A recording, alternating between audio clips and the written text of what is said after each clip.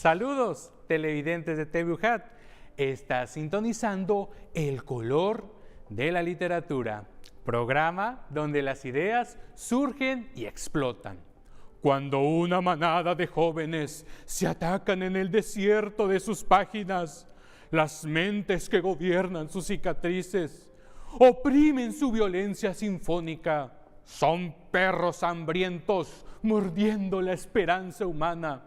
Todos eran unas pistolitas fracasadas. Ningún pan podría calmar su agresividad.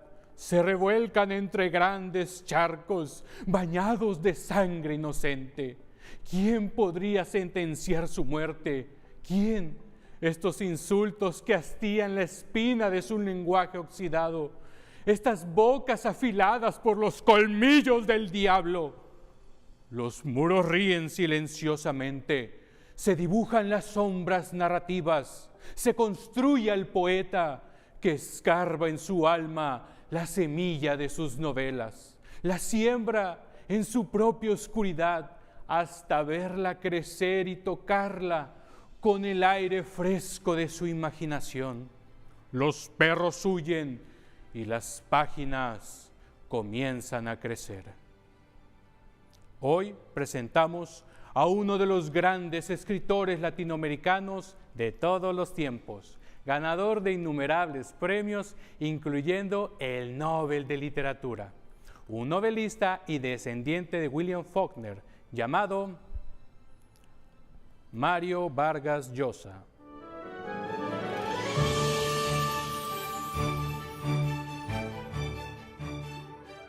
Las entrañas del arco iris han podido saborear el éxtasis de los sueños más profundos del inconsciente humano. Una rama provocada por la curiosidad de un diseñador de escenarios y personajes que desgarran las paredes del inframundo terrenal hasta tocar el árbol de la ciencia que rinde sus frutos al personaje que abordaremos en este capítulo de Mini Biografías. Su nombre es Mario Vargas Llosa. Nació en 1936 en Arequipa, Perú. En Cochabamba dio sus primeros pasos de infancia con sus abuelos y tíos que lo consentían mucho. Mario creyó que su padre, Ernesto J. Vargas, había muerto, pero la verdad surgió cuando en 1946 su madre lo llevó a un hotel de las afueras a conocer a su padre que estaba ahí, parado y con una mirada que podía endiablar a las hojas del firmamento. Se fueron a la perla y el paraíso perdido comenzó a arder. La autoridad y los maltratos físicos y verbales de su padre lo enmarcaron de por vida. Fue así como Mario encontró un refugio leyendo los libros de Julio Verne y Alejandro Dumas. Ya en su adolescencia, pasa todo el tiempo que puede en la casa de sus tíos maternos en Miraflores. Sus primas, Gladys y Nancy, se convierten en sus mejores amigas. En 1950, su padre lo enlista en el Colegio Militar Leoncio Prado. En propias palabras de Mario, ese internado fue un microcosmos del Perú que reflejaba toda la diversidad, la complejidad y también la violencia peruana. Mario devoraba libros en la biblioteca de Leoncio Prado, encontrando un libro que cambió su panorama de ver al mundo llamado Los Miserables, de Víctor Hugo. Aquellos años fueron experiencias traumáticos para el futuro escritor. En 1953 ingresa a la Universidad Nacional Mayor de San Marcos. Estudia Derecho y Literatura. Comienza a leer a Marx y a Sartre y desarrolla una política de izquierda contra la dictadura de Odría, y a sus 19 años se casa con su tía Julia Urquidi. En 1958 termina la universidad y consigue una beca para sus estudios posgrados en España, en la Universidad Complutense de Madrid. En 1963 publica su primera novela titulada La ciudad y los perros, basada en sus experiencias en el Colegio Militar Leoncio Prado, y en palabras de Mario afirma lo siguiente: Le estoy muy agradecido al editor Carlos Barral, quien dio una batalla verdaderamente heroica para conseguir el permiso de publicación. En 1964 se divorcia de su tía Julia y se casa un año después con su prima Patricia Llosa, con quien tuvo 3 hijos. Tras el éxito de su primera novela, comenzó a escribir y publicar grandes obras maestras como La Casa Verde, Conversación en la Catedral, La tía Julia y el escribidor, La guerra del fin del mundo, Entre Sartre y Camus, La fiesta del chivo y Gabriel García Márquez, Historia de un decidido, con quien entabló una amistad, pero a consecuencia de un incidente sentimental terminaría pronto. A lo largo de su trayectoria literaria, ha ganado innumerables premios y reconocimientos como el Nabokov, Carlos Fuentes, Cervantes, Orden de Artes y Letras, Premio Nobel y recientemente ha sido condecorado como miembro de la Academia Francesa, siendo el primer escritor de habla hispana en conseguirlo. Todas estas obras y reconocimientos no son más que el sacrificio de un hombre entregado a las letras de su tiempo, un pionero del boom latinoamericano que cambió el siglo XX con su prosa gallarda. Mario es y será recordado como uno de los grandes escritores que forman parte de la literatura universal. Mario Vargas Llosa dejó un legado imborrable en las entrañas de la literatura. Su apetito insaciable por los libros quedan expuestos en cada una de sus obras, donde las rebeldías amanecen desnudas en la oscuridad del paraíso y el infierno amanece en llantos equivalentes a desatar una brutal catarsis literaria. Al volver, después de este corte promocional, presentaremos las siguientes cápsulas del día, en donde usted gustará un buen caldazo literario.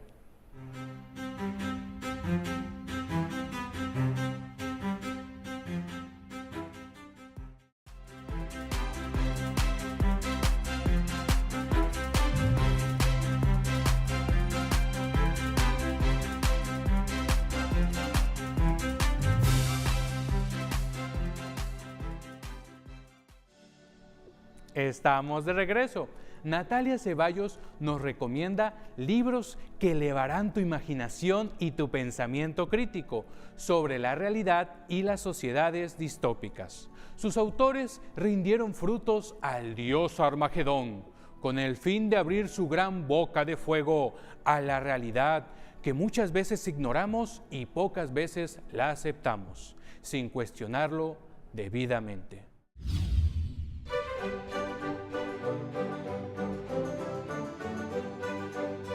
Hay libros que cambian la química de tu cerebro y aunque no queremos desacreditar otras grandes obras de la literatura, queremos traerte diversidad a tu estantería de libros y a tu repertorio de lecturas.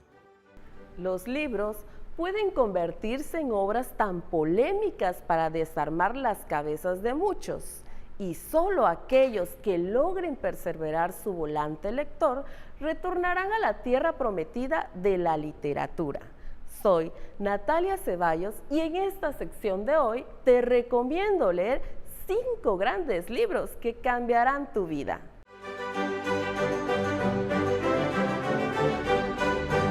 Iniciamos este top con El Matadero de Esteban Echeverría, un libro con tintes políticos. Su protagonista, Juan Manuel de Rosas, es un federalista de la Argentina de 1930.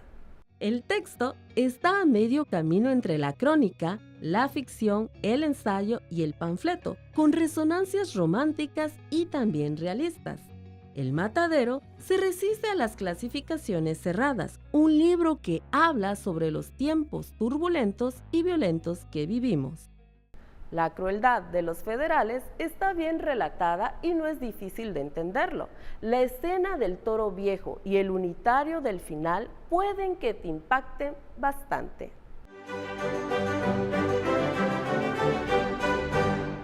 Y en el puesto número 4 tenemos Neuromante de William Gibson. pues es clasificada como la primera gran novela que dio forma al género cyberpunk, donde la tecnología y la transgresión son el mínimo común múltiplo y la información moneda de cambio. En un mundo decadente donde la realidad virtual está a la orden del día y hackers que se intentan ganar la vida robando información, donde entra en escena Henry Dorset Case, nuestro protagonista, un experto en dicho material. Pero por un suceso del pasado, sus sueños se van pausando. Entonces, se le presentará una oportunidad para volver a ser el hacker. William Gibson nos presenta un futuro que solo puedo definir como demencial. Y precisamente por eso surge ese estilo narrativo tan caótico y a veces desconcertante. Y trayendo algo distinto, te presentamos Esperando a Godot, de Samuel Beckett, una obra de teatro de 1953, que el propio Beckett comentó que era una obra horriblemente cómica, y su grandeza radica en que desde su estreno no ha parado de producirse en todo el mundo. Vladimir y Estragón son dos amigos que han reído, han llorado, han profundizado, han conversado, se han herido, han perdido y para cuando se dieron cuenta que han esperado mucho, piensan que no tiene sentido dejar de esperar, pues en cualquier momento puede llegar Godot. Considerada por los críticos como una historia más realista que absurda. Pero, ¿qué es más real que lo absurdo? Una historia de raíces absurdas y contradictorias que embrutecen el silencio de las palabras estrelladas por la pared imaginaria.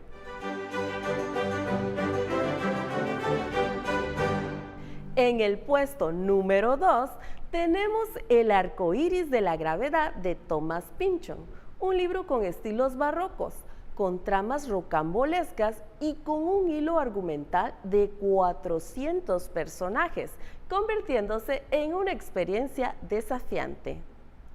Slothrop fue un niño sometido a experimentos por el profesor de Harvard, Laszlo Jahn, un loco científico alemán que ahora trabaja para los nazis inventando el Impolec G, un nuevo plástico útil en el aislamiento de los cohetes. Ahora ya adulto, nuestro protagonista no puede evitar sentir la presencia del Impolex en las bombas y sus superiores militares están investigándolo. Pynchon aborda temas como la guerra, el colonialismo, la balística, la psicología conductista, la guerra, literatura, cine y un larguísimo sinfín de etcéteras. El autor sabe transmitir el caos y la paranoia, todo amenizado con su inagotable sentido del humor.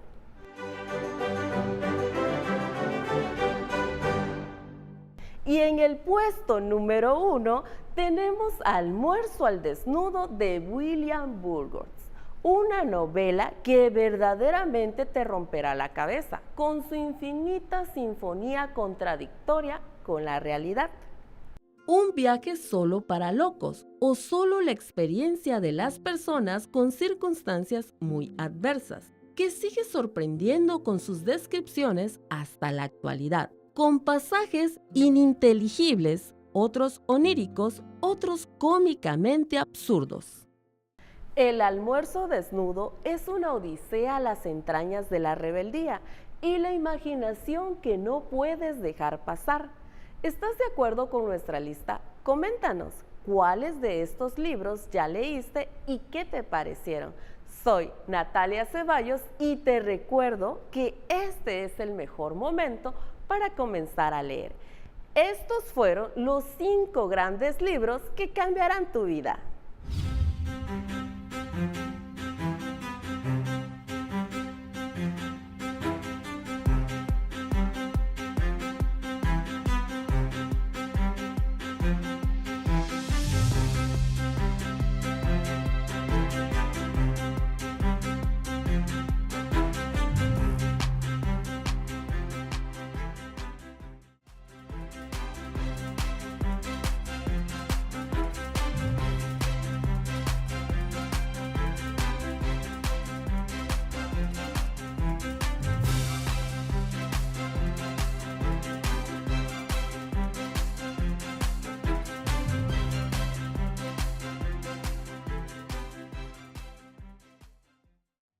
Gracias por acompañarnos de nuevo. Dalia Velázquez nos recomienda el fragmento de un poeta universal que revolucionó la historia de México en el siglo XX. Sus obras, enfrascadas de aliento poético, son persuadidos bajo el fruto del árbol del Nin, cuyas hojas aceitan los jardines literarios de la mujer y el hombre.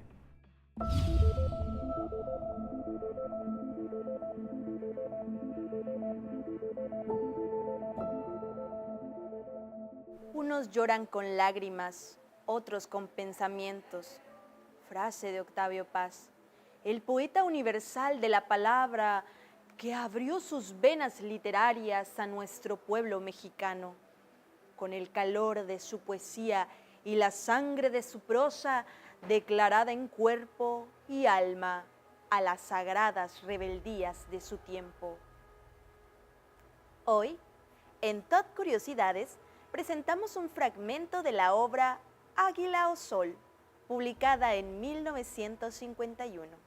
La vida es un canto, y Octavio Paz es la viva prosa que medita y calla cuando el crepúsculo llano se aproxima a sus pensamientos íntimos. El caminante se hace camino al andar, entre ladrillos y piedras manchadas de humillaciones, envidias y sufrimientos terrenales. Sus capítulos logran desdoblar la sed que sentía al tocar la hoja con su pluma gallarda, y es en este momento donde la espera ha terminado su introducción. Difícilmente, avanzando milímetros por año, me hago un camino entre la roca. Desde hace milenios, mis dientes se gastan y mis uñas se rompen para llegar allá, al otro lado, a la luz y al aire libre. Y ahora que mis manos sangran y mis dientes tiemblan, inseguros en una calidad rajada por la sed y el polvo, me detengo y contemplo mi obra. He pasado la segunda parte de mi vida rompiendo las piedras, perforando las murallas, taladrando las puertas y aportando los obstáculos que interpuse entre la luz y yo durante la primera parte de mi vida. Su legado universal permanecerá siempre en la voz del pueblo, la que soporta, grita y a veces se rasguña con la tiranía de las envidias y los ladrillos de la propia ignorancia. Pero a pesar de todo, algo queda en nosotros. Claro que sí, un verdadero canto a nuestra sonrisa. Mi nombre es Dalia Velázquez y nos vemos en un capítulo más de Tot Curiosidades. Daniela Centella nos recomienda un gran clásico de la ciencia ficción. Su autor es un verdadero descendiente de Julio Verne y H.G. Wells, donde el misticismo y la introspección son las fuentes más importantes dentro de esta obra. Cada página es un nuevo amanecer para encontrar las manos sagradas de Dios.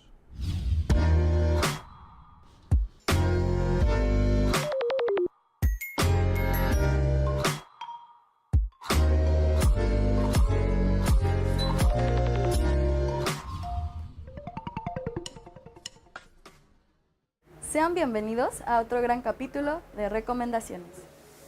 La belleza del universo no estaba centrada en las estrellas que contenía, sino en la música generada por las mentes, las voces y las manos humanas.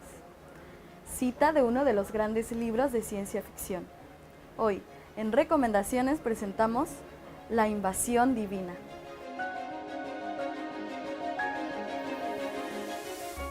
Publicada en 1981 y escrita por Philip K. Dick.